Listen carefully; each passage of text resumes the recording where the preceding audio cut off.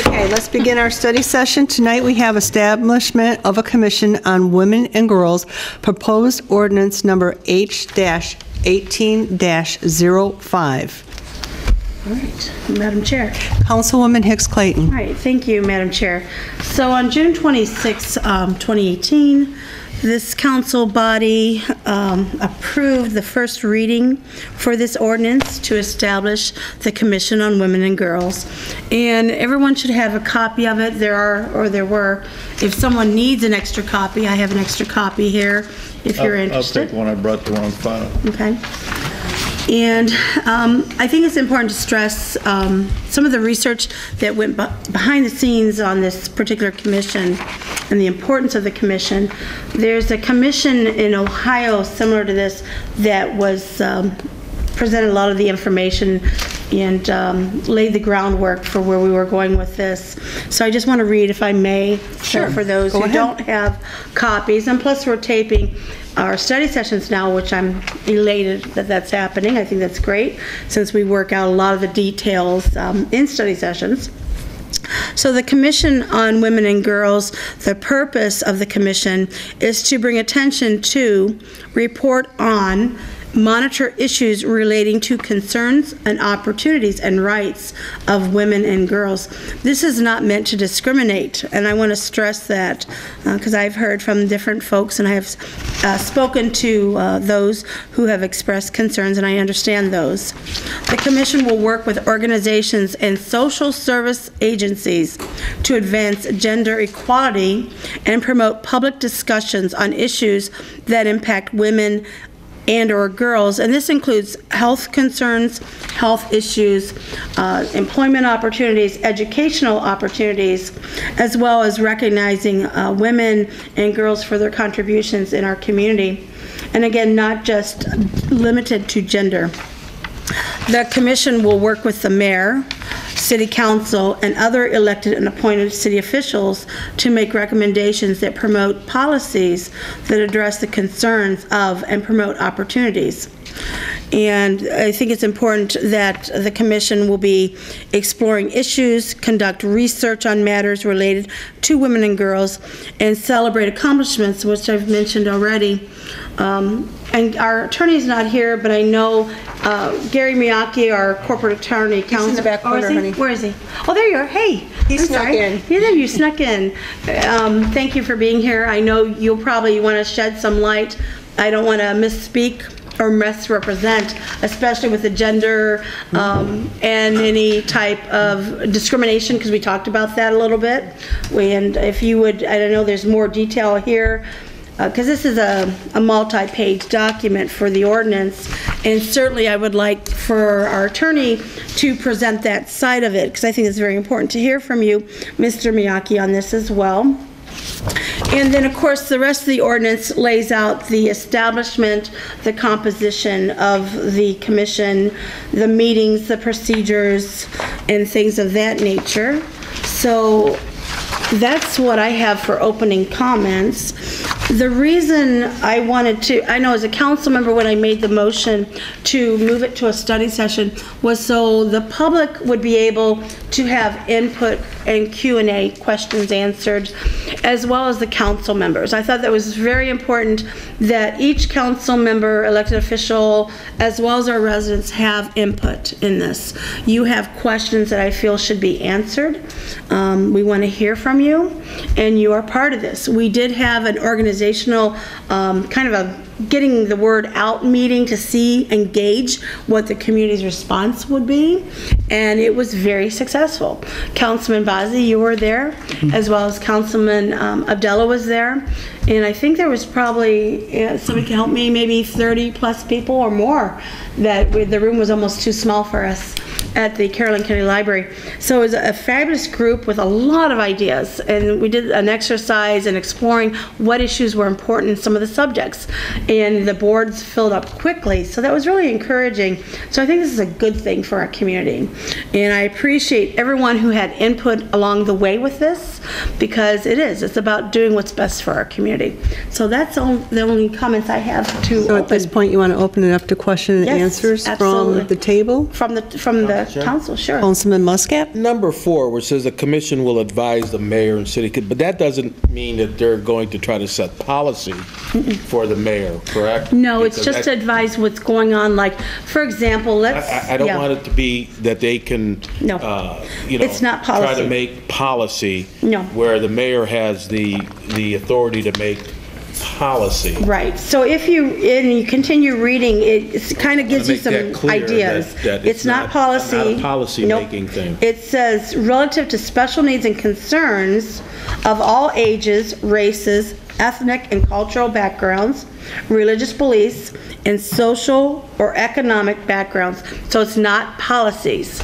It's more of what the need is based on what this commission gauges based on networking in the community with those agencies that they work with. So it would be just like any other commission, they would have their meetings, Yes. and then they could have their minutes Right, emailed exactly. to the mayor or mayor's office. So, right, for so. review. Yeah, so I'm going to use an example. The Disability Commission, they come across something, they notice a parking lot that doesn't have the lot marked for handicap parking. And that actually happened this week. And what they do is they route it through the appropriate departments in the city to get that addressed. And they're not policy makers. That's what we do, right? But what they do is they work with the appropriate department to say, here's what we see happening in the community, and this is our issue, and what can you do to address it? There aren't any handicap spots at this business, and there should be according to the American Disability Act. So that's an example. Okay, yeah, let's keep it into the... Yes. Make a quick comment on that. I just want to be clear, so that we're clear. The commission would be able to recommend solutions that you see under A or B5. So they could make recommendations, but they ultimately do not have a policy-making. So I just want to make sure that we're clear. Yes, they would not have the final say on policy, but they might recommend that some policy be adopted. Yes. Okay. I just want to make sure that policies, that the decisions the decision-making still stays within the realm of the mayor's office and this council, yes, The council absolutely. body, it's legislative. Okay. Anyone else have any questions? Madam Chair, Councilman actually, Bassett? I have a concern. I just like to get that one addressed before, I guess, we vote. I know we can't vote today, but for the next time, if we can address the issue that we had when this was presented at one of the meetings. My concern would be is if you don't agree with something is going on, if the council doesn't vote for something. I just didn't like the certain individuals coming in and making threats, and I guess that's the proper word to use. Talking about elected officials or even attacking the mayor. I mean, any of that stuff. If we don't agree with something, or if we vote something that the commission doesn't agree with, how is it going to get resolved? Is it going to be the same fashion? Yeah, through open communication. I think, and I know what situation you were talking about, and I'm aware of that, and I think hopefully that was resolved through communication, right? Yeah, By talking to I have not seen any. I mean, there was no resolution. Okay. I mean, I do like the organization, Yeah. like you mentioned. I was there the whole time. It's a great concept. The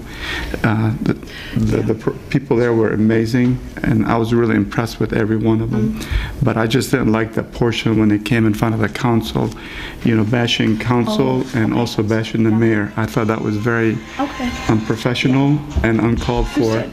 Yeah. So I just want to make sure that when this commission goes through, there's a better way to communicate than to come here on camera. Oh, absolutely. And there should be a level of professionalism in conducting themselves. Everyone should be civil, right, and act professional. And there are people, people as individuals have personal opinions, and certainly they have a right to that. But when it's acting on behalf of a commission, like if I get up and speak, and I don't want to speak for anybody or misspeak, but if I get up and say, hey, I'm Councilwoman Lisa Hicks Clayton, I should conduct myself in a professional manner because I'm wearing that hat. And I would, I have that same expectation of this commission as any commission, you would. So I hope that answers that question. I can't speak for others, though, of course.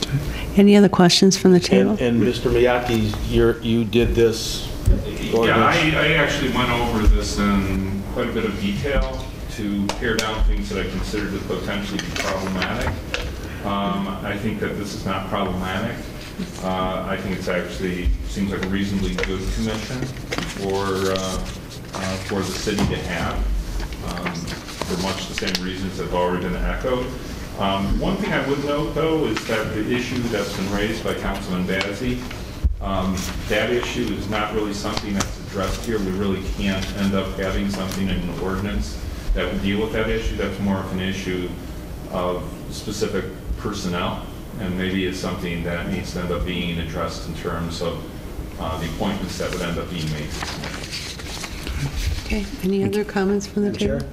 I know, being on the Planning Commission, there was a few instances where we recommended something to City Council, and City Council didn't take our recommendations, and that was brought up back at our Planning Commission meetings instead of bringing it to the public forum. I don't know if that should be a standard. I don't know if that's, Dan, is that something that, as far as bringing up an issue from this commission, if they have a problem with us, it should be protocol or procedure to follow up in a certain way? We could state something?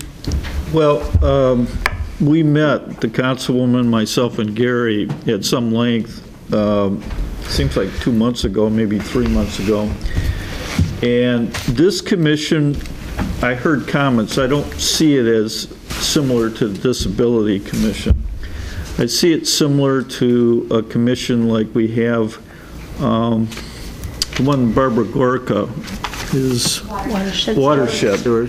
So they are not supposed to be writing books on policy dealing with women issues. What I perceived, and in discussions with the individual who brought this forward, there are unique items, and have 2 daughters that I recognize the need for women issues in particular. I've tried in my own, as the mayor here, to have always a few women in the department heads, because I think that diversity is very much needed.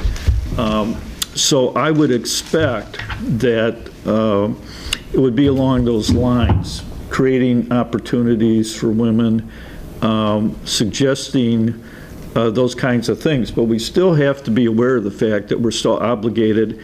A lot of the stuff around here is done through competitive testing. So, but we always try, in fact, the HR director is a woman, and we've always tried to maintain, and Elizabeth has done a great job at it, of disregarding gender and trying to get the best person in the position.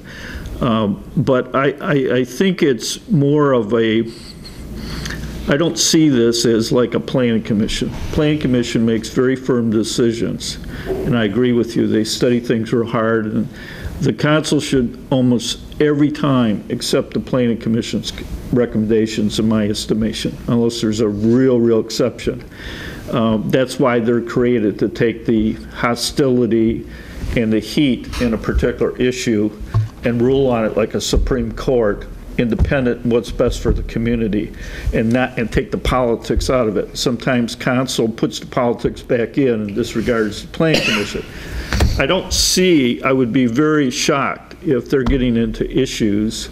I would not expect them, for instance, to be taking social issues that are very high caliber, like abortion or something, and start making positions on that.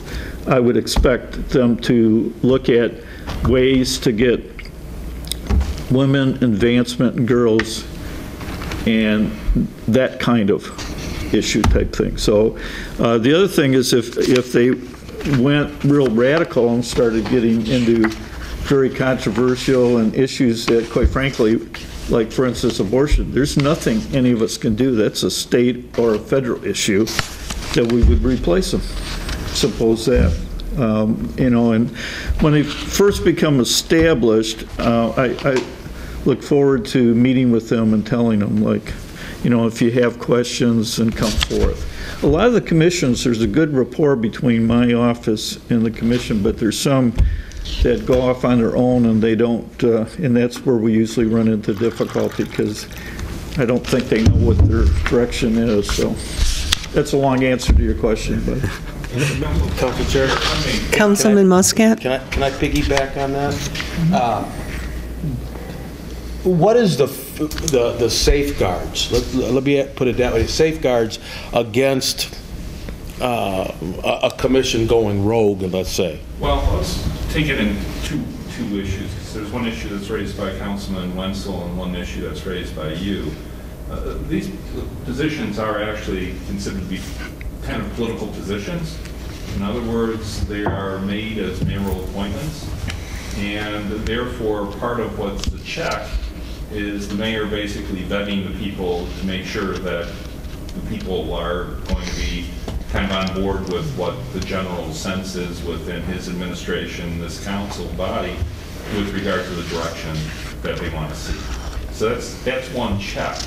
However, if that check doesn't necessarily work, they do have certain First Amendment rights and rights to come before this body, which gets back to Councilman Wenzel's question. And you would not be able to say, hey, you can't come to the council meeting and say something we don't want you to say.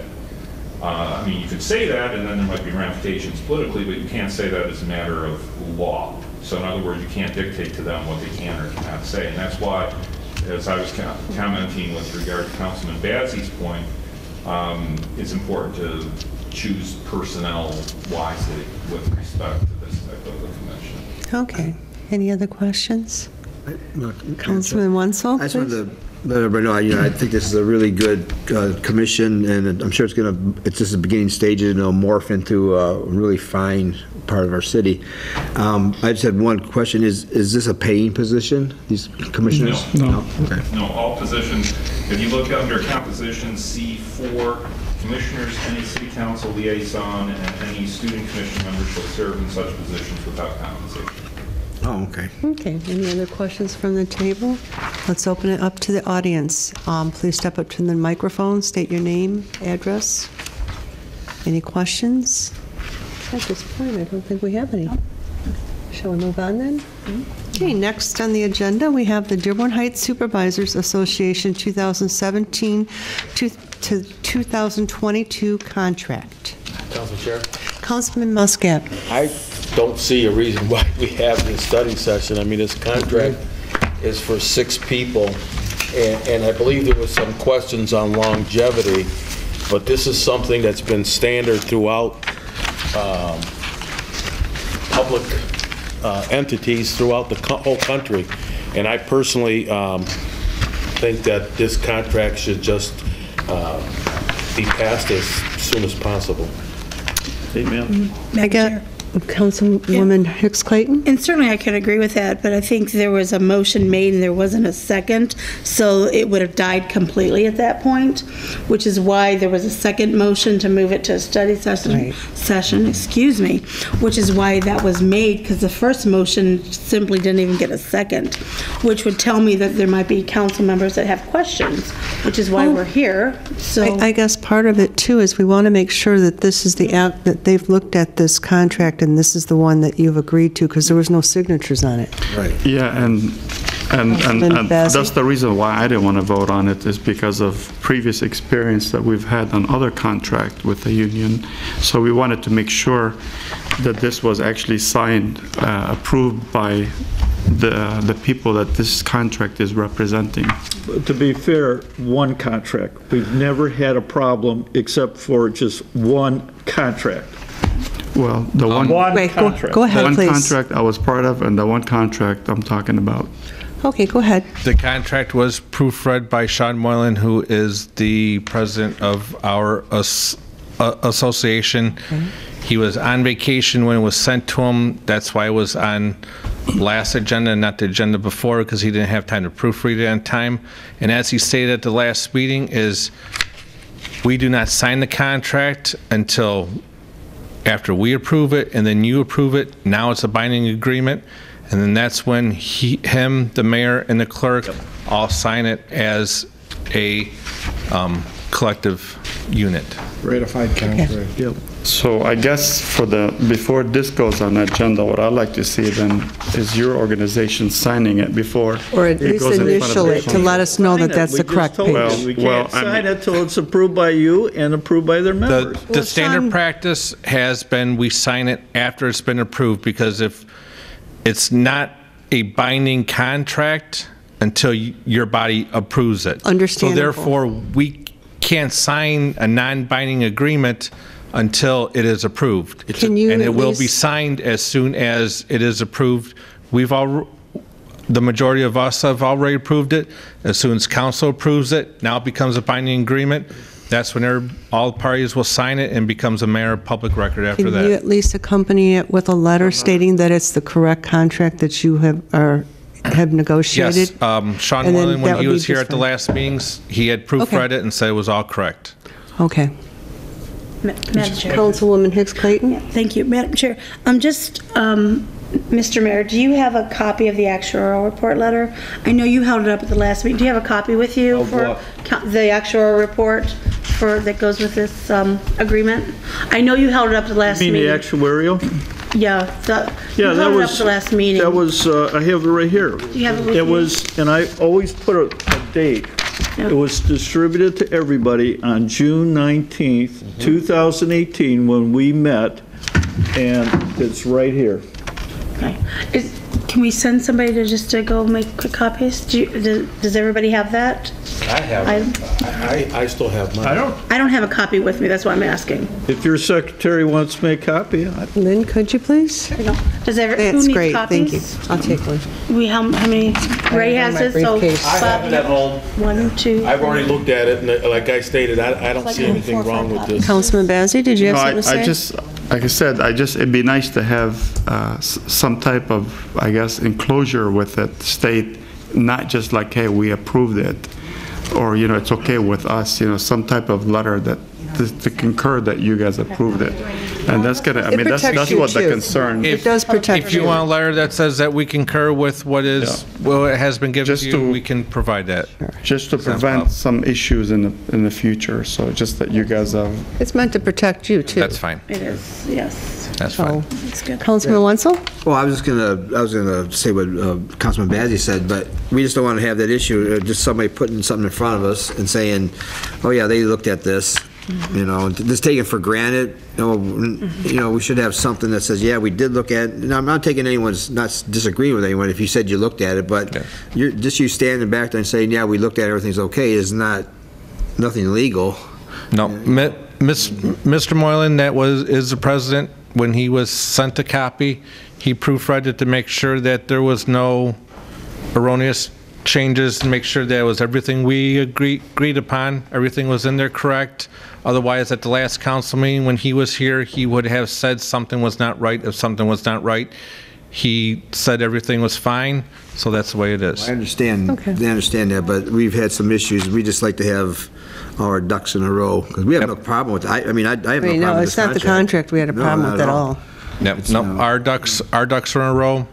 There was no problem with the way that the changes in the contract were made, and everything was I don't know fine. what we need, a letter from who? No, Sean, just something that, here's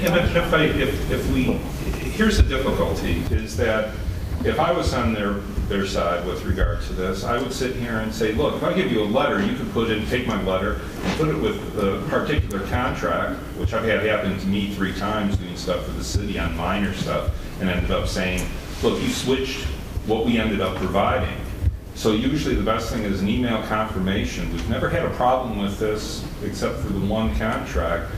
And having the union submit a particular communication isn't necessarily, I think, necessary. Maybe you ask the administration to end up providing some confirmation in terms of an email with regard to that, but Well, the unions aren't necessarily. at this point, what I'll do is have Sean get a hold of me when he gets back from vacation. Okay. And we'll figure it out between us, how we want to, Council Chair? yes. I know in some of the dealings that I've had, and somebody can correct me if I'm wrong, this is a tentative agreement, and then once it's accepted by both parties, which I believe it already has,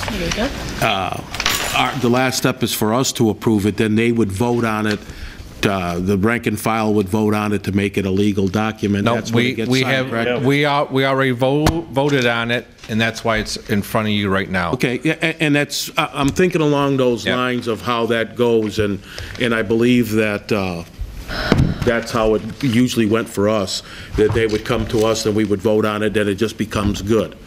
So That's where we're at. I think we're already there. Yep. We'll put it on the next city council meeting for you. All right, thank you. Yeah, next Tuesday. Mayor, the longevity is sort of like a cost of living increase, like a COLA? Longevity is not cost of living. Longevity was put in the very first contract, I was told. I wasn't here then, but it is a term that was brought over. You have to remember, the first mayor was a UAW negotiator, and they brought a lot of the UAW stuff in here. So in those first agreements. But no, longevity is a reward for continued service with the community. I think if we want to look at longevity, that's going to be down the road 4 or 5 years from now, next contract, so I don't think now's the time to do that, personally. No, John Canfield, the stories are famous as some of that. Any comments from the audience? Yeah, I guess that's the end of the study session.